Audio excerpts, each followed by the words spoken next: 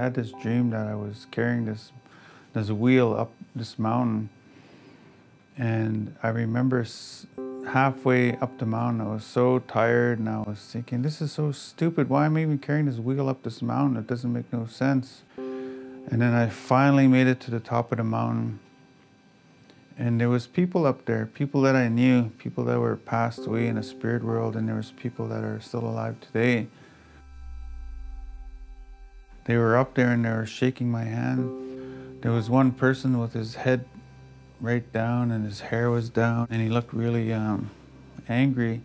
And I extended my hand and I said, you don't have to shake my hand now because I'm going to be around for a long time. This elder took me into this big tent, and that elder said, this is where you're going to do your work.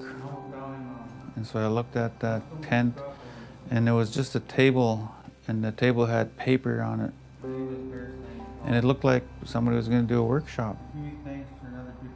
And I shared this dream with my wife, and she goes, well, that's your purpose in life. You found your purpose. I'm really passionate about the medicine wheel. In that circle is the mental, physical, spiritual, and emotional part. I really love what the teachings are behind them, because it helps me to grow as a person. It helps me to understand more about my body. It helps me to understand more about the spiritual life that I live. When I hold that ego feather and I talk to other people, I'm talking about what's inside my heart, and that's what's really special.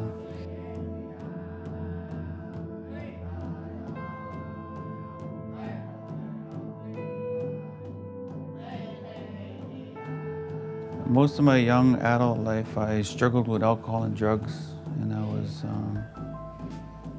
was going through those intergenerational effects of Indian residential school. And it took a long time to really understand those effects. I was wondering, why am I being discriminated against? Why are things the way they are? When I learned how our Indigenous people were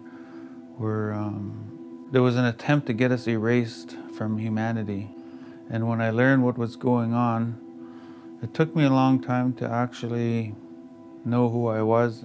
So when I started to find my identity, I began to realize how important it was of following the elders and following the ceremonies.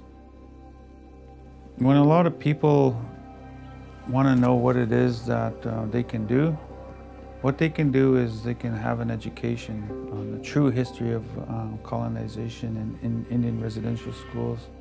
A lot of the feedback I get is, I didn't know that. Why didn't I notice? Why didn't I learn this in high school? Or why, I've been to university, how come nobody told me this? When we as Indigenous people create these programs and indigenize our programs and do it respectfully and consulting with the elders and asking the Spirit to guide us and to help us to do this work, it really makes our program really, you get more of a better understanding, I think, when that smell of sage is in the room and we do our songs, and we do those prayers, something magical happens, and I think that's that spirit of the medicine wheel.